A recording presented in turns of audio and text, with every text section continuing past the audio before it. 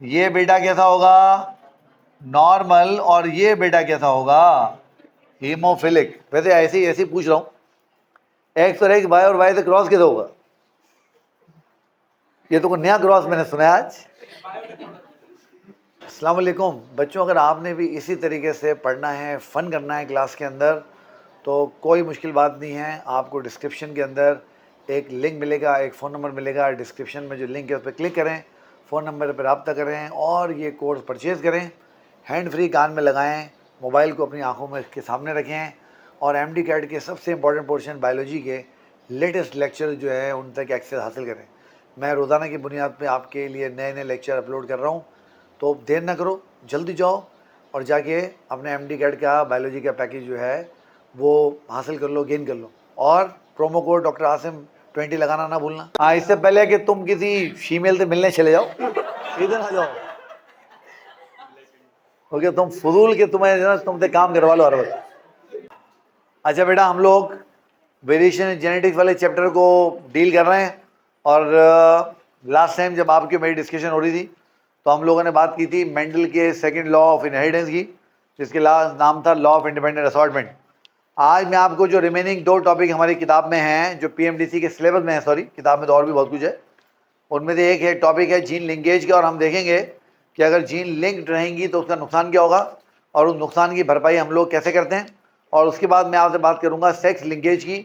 और फिर हम लोग आखिर में मल्टीपल एलील्स का टॉपिक हमारे सिलेबस में इंक्लूडेड तो नहीं है, बट उसको हम एक ओवरव्यू कर लेंगे, थोड़ा सा उसको देख लेंगे ताकि हमारा एक कॉन्सेप्ट ओवरऑल बन जाए। मल्टीपल एलील्स के बहुत सवाल एग्जाम में आते रहें, तो क्या पता इस साल भी कोई सवाल आ जाए। एक ओवरव्यू कर लेंगे उसको। देखिए जीन लिंकेज क्या है। It is tendency of genes, it is tendency of shabash genes to remain together.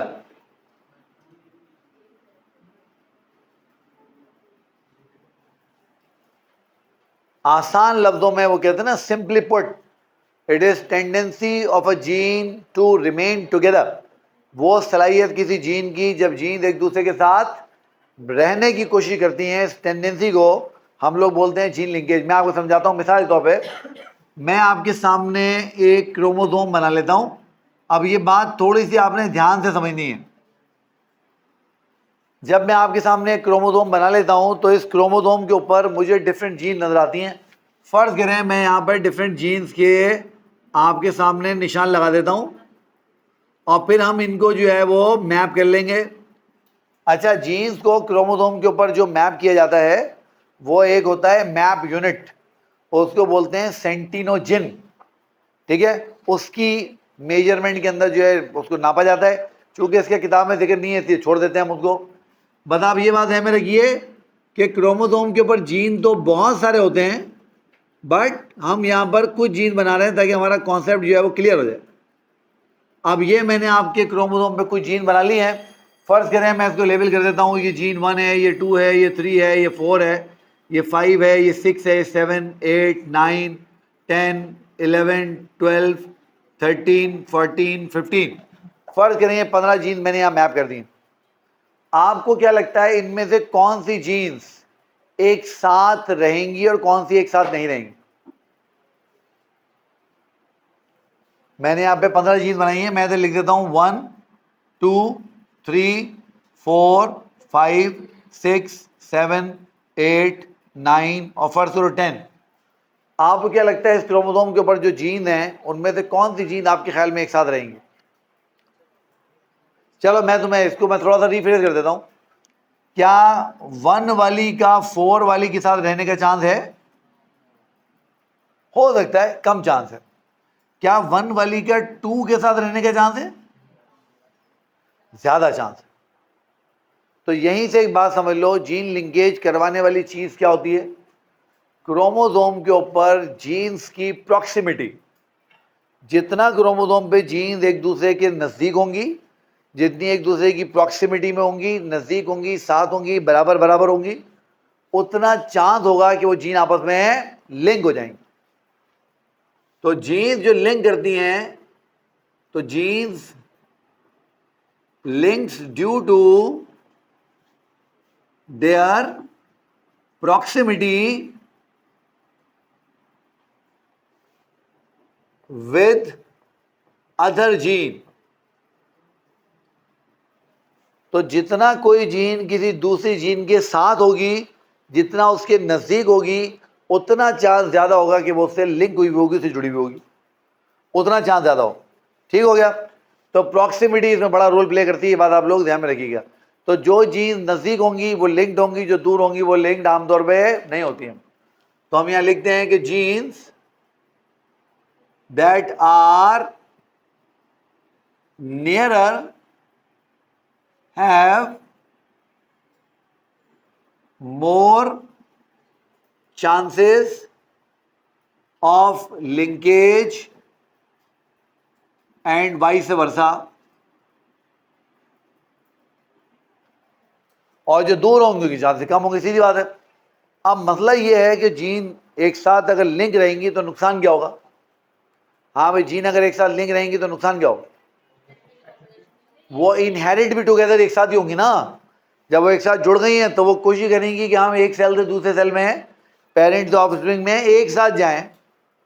तो हम लिखते हैं कि if genes are linked, if genes are linked, अगर जीन्स लिंक्ड हैं, they tend to inherit together, they tend to inherit together.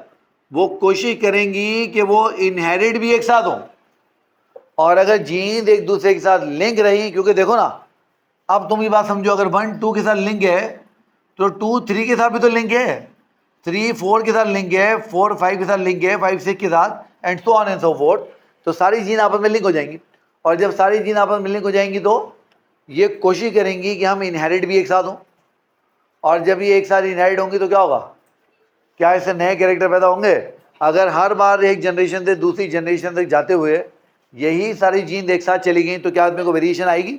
इसमें कोई variation नहीं आएगी। इसलिए याद कर लो कि अगर ये एक साथ इनहेरिट होती नहीं तो ये क्या करेंगी?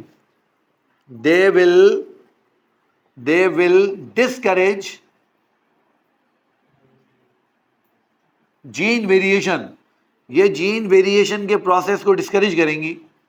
और अगर जीन वेरिएशन का प्रोसेस डिस्करेज हुआ तो क्या होगा? जीन वेरिएशन नहीं होगी, और वेरिएशन नहीं होगी तो आने वाली जनरेशन अपनी इन्वायरमेंट में बेहतर तरीके से अडेप्ट नहीं हो सकेंगी। और जब वो अडेप्ट नहीं हो सकेंगी तो आहिस्ता आहिस्ता दुनिया से वाइप आउट होना शुरू हो जाएंगी। जेनेटिक वेरिएशन नहीं होगी। सेक्सुअल रिप्रोडक्शन में हमने बात की थी कि सेक्सुअल रिप्रोडक्शन का एडवांटेज ये है कि वो जेनेटिक वेरिएशन प्रोड्यूस करती है। अगर कोई लिविंग ऑर्गेनिज्म जेनेटिकली वेरिएशन नहीं करेगा, इवेंचुअली वो दुनिया के नक्शे से गायब हो जाएगा।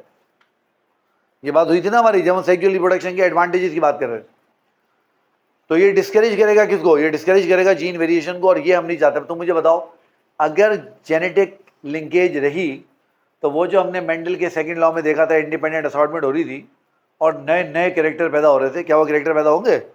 तो जीन लिंकेज क्या करती है? जीन लिंकेज डिस्करेज करती है इंडिपेंडेंट असॉर्टमेंट को। तो जीन लिंकेज डिस्करेज करती है इंडिपेंडेंट असॉर्टमेंट को। तो आपके पीएमडीसी के सिलेबस ने कहा है कि जीन लिंकेज समझें और फिर आप ये समझने की कोशिश करें कि उस जीन लिंकेज का इंडिपेंडेंट असॉर्टमेंट पे क्या रोल है। तो इंडिपेंडेंट असॉर्टमेंट का काम था नए नए वेराइटीज़ पैदा करना। तो अगर जीन लिंक रहेंगी तो वो कभी भी वेराइटीज़ पैदा नहीं होंगी, सवाल ही नहीं पैदा होता। अच्छा, अब सवाल ये पैदा होता है कि जब ये चीज़ इतनी ख़राब है तो क्या ये एक जनरेशन में ख़राब है या एक से दूसरी में जाने में ख़राब है? एक जनरेशन में तो ये सही है। मेरी बॉडी में मेरे सोमेटिक सेल जितनी दफ़ा भी डिवाइड होते हैं, डिवाइड होकर नए सेल बनाते रहे, क्योंकि वो मेरी ही बॉडी के सेल हैं, उनमें जीन लिंक रहे हैं। जो कैरेक्टर मुझे मिलने थे, जो वेरिएशन होनी थी वो हो गई, अब मुझे उससे कोई फ़र्क नहीं पड़ेगा। हाँ, अगर ये अगली जनरेशन में भी लिंक चली गई तो आप अपने बात कर ली, वो फिर वेरिएशन पैदा नहीं करेंगी, मसला करेंगी। तो अब कोई तरीका ऐसा होना चाहिए जो इस जीन लिंकेज को तोड़े। अब कोई तरीका ऐसा होना चाहिए जो इस जीन लिंकेज को तोड़े, और नेचर ने एक नेचुरल तरीका बनाया है जीन लिंकेज तोड़ने का। उसका नाम है क्रॉस ओवर। उसका नाम क्या है? क्रॉस ओवर, या उसको क्रॉसिंग ओवर भी बोलते हैं। क्या बोलते हैं उसको? क्रॉस ओवर या क्रॉसिंग ओवर। तो आप उसको क्रॉस ओवर भी बोलते हैं और आप उसको क्रॉसिंग ओवर भी बोलते हैं। इसमें क्या होता है, इधर देखिए, पहले समझ लीजिए। फर्ज करें मैंने आपके सामने एक क्रोमोसोम बनाया, ये इस क्रोमोसोम के पास, इस ध्यान से समझना है आपने बात को, इस क्रोमोसोम के पास ये जीन ए और जीन बी है, यहां पर भी जीन ए और जीन बी है, क्योंकि एक क्रोमोसोम दो क्रोमेटिड से मिलकर बना होता है, दोनों क्रोमेटिड के पास आइडेंटिकल डीएनए होता है, याद रखना। इसके सामने एक और क्रोमोसोम मैंने बना लिया, ये रहा क्रोमोसोम, और अब मैं आपको समझाने के लिए कह रहा हूं कि यार इसके पास जो जीन है, इसके पास है जीन 1 और 2, इसके पास जीन है 1 और जीन 2। अब तुम मुझे बताओ यहां पर टोटल कितने क्रोमेटिड हैं? 4 क्रोमेटिड हैं, और वो कितने टाइप के हैं? वो 2 टाइप के हैं ना, एक ए और बी वाले हैं और एक 1 और 2 वाले हैं, और कौन सा है? बात समझ में आ रही है नहीं आ रही है? यहाँ पर जो 4 क्रोमेटिड हमारे पास हैं, वो 4 क्रोमेटिड कितने टाइप के हैं? 2 टाइप के हैं। एक क्रोमेटिड वो जो ए और बी वाले हैं, और दूसरे क्रोमेटिड वो जो 1 और 2 वाले हैं। अब क्या होगा, ये दोनों होमोलोगस क्रोमोसोम आके एक दूसरे के साथ हाथ मिलाएंगे। क्या मतलब हुआ? इधर देखो, अब ये दोनों क्रोमोसोम आएंगे और ये दोनों क्रोमोसोम आके एक दूसरे के साथ हाथ मिलाएंगे। जिस जगह पे हमने बात की थी सिस्टर क्रोमेटिड आपस में मिलते हैं, ये वाले सिस्टर क्रोमेटिड, इसको तो हमने कहा था यार ये सेंट्रोमेयर है। क्या था? सेंट्रोमेयर। बट जब ये दूसरे अपने होमोलोग से हाथ मिलाएगा, जो इसका सिस्टर क्रोमेटिड नहीं होगा, देखो इस तरीके से, अब ये इसने यहां पर इससे हाथ मिला लिया इस तरीके से, अब ये यहां पर इसने हाथ मिला लिया इस तरीके से, ये इसका सेंट्रोमेयर है। तो अब देखो ये रहा 1, ये रहा 2, ये रहा 1, ये रहा 2। अब जिस जगह पर ये नॉन सिस्टर क्रोमेटिड आपस में मिले, ये जगह इस जगह को कियास्मा बोलते हैं। कियास्मा, चियास्मा ही बोलते हैं बहुत सारे लोग, कियास्मा ही बोलते हैं। तो what is chiasma? Point of meeting of non sister chromatids. क्या है बेटा ये? पॉइंट ऑफ मीटिंग ऑफ, शाबाश, point of meeting of non sister chromatids. ये वो जगह है जहां पर नॉन सिस्टर क्रोमेटिड आपस में मिलते हैं। ये वो जगह है जहां पे कौन मिलते हैं? Non sister chromatid. अब बताओ क्या होगा? ये इस कियास्मा के थ्रू अपना जेनेटिक मटेरियल इसको देगा, और ये इस कियास्मा के थ्रू अपना जेनेटिक मटेरियल इसको दे देगा। नतीजा क्या होगा? जब ये कियास्मा ब्रेक होगा और ये दोनों एक दूसरे से अलग अलग होंगे, तो देखो क्या होगा? तो देखो ऐसे होगा, हमारे पास 2 क्रोमोसोम आ जाएंगे इस तरीके से, ये वही ए और बी, और ये बी, ये हमारे पास आ गया ए। अब जरा ध्यान से बात समझना, ये हमारे पास आ गया 1, ये हमारे पास आ गया 2, ये 1 और ये 2। अब तुम मुझे बताओ ये क्रोमेटिड कितने टाइप के हो गए? ये क्रोमेटिड कितने टाइप के हो गए? 4 टाइप के हो गए। कौन कौन से?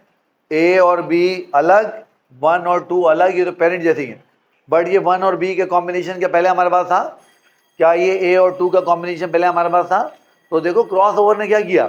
क्रॉस ओवर ने क्रोमोसोम्स को चेंज कर दिया, उनको वैरायटी दे दी, उनको अपने पेरेंट से मुख्तलिफ कर दिया। तो इस तरीके से क्रॉस ओवर क्या करता है? जीन लिंकेज को तोड़ता है, और जीन लिंकेज को तोड़ने के बाद शाबाश नए कैरेक्टर, नई वैरायटीज पैदा करता है। अच्छा, ये मैंने बिल्कुल आपको आसान करके बताया, ये प्रोसेस इतना आसान नहीं, ऑब्वियसली इतना आसान तो नहीं है, बट ये आपको आइडिया देने के लिए कि आपको एक सिंपल टर्म में समझ में आ जाए कि क्रॉस ओवर का फायदा क्या होता है। तो अब आप मुझे बताइए, what is cross over? It is process of exchange of genetic material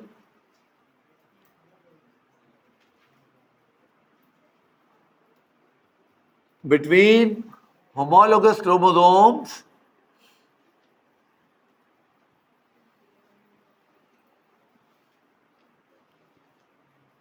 through chiasma। तो वो प्रोसेस जहां पर जो होमोलोगस क्रोमोसोम है वो एक दूसरे के साथ जेनेटिक मटेरियल एक्सचेंज करेंगे कियास्मा के थ्रू, उसको हम क्या बोलेंगे बेटा? Cross over. और क्या फायदा होता है क्रॉस ओवर का, बताओ मुझे? It produces new varieties, it produces new varieties. इसका फायदा ये होता है कि इससे नई नई वैरायटी पैदा होती हैं। जैसे सिंपल एग्जांपल मैंने आपको बताया, अब याद कर लो, क्रॉस ओवर जीन लिंकेज को तोड़ने का नॉर्मल नेचुरल तरीका है। तो it is a normal way of breaking gene linkage, it is a normal way of breaking, शाबाश, it is normal way of breaking क्या, जीन लिंकेज। ये जीन लिंकेज को तोड़ने का नॉर्मल तरीका है, ये जीन लिंकेज को तोड़ने का नॉर्मल तरीका है। इसका मतलब है कोई नॉर्मल तरीका भी होगा। तो अगर आप जीन लिंकेज को खुद नहीं तोड़ेंगे तो नेचर तोड़ेगी इसको, क्योंकि नेचर पसंद नहीं करती है कि चीज़ें एक जैसी चलती रहें। और जब नेचर इसको तोड़ेगी तो इसको आप और मैं नाम देंगे म्यूटेशन का। किसका नाम देंगे, म्यूटेशन का। म्यूटेशन में क्या होता है, जेनेटिक मेकअप चेंज हो जाता है एबनॉर्मल तरीके से। अब म्यूटेशन से जो कैरेक्टर पैदा होते हैं उससे आपको फायदा भी हो सकता है, उससे आपको नुकसान भी हो सकता है, ठीक है। तो म्यूटेशन फेवरेबल भी हो सकती हैं और अनफेवरेबल भी हो सकती हैं, वो कभी म्यूटेशन की बात करेंगे तो बात करेंगे। बेटा ये बात आप लोगों को समझ में आ गई, जीन लिंकेज का कॉन्सेप्ट क्लियर हुआ, जीन लिंकेज का नुकसान समझ में आया, इस नुकसान के बचने के लिए क्रॉस ओवर कैसे काम करती है समझ में आया। तो ये हो गया जीन लिंकेज और क्रॉस ओवर। अब बताइए कोई सवाल है तो देखिए, शाबाश, आसान है बिल्कुल, कोई मुश्किल थोड़ी है।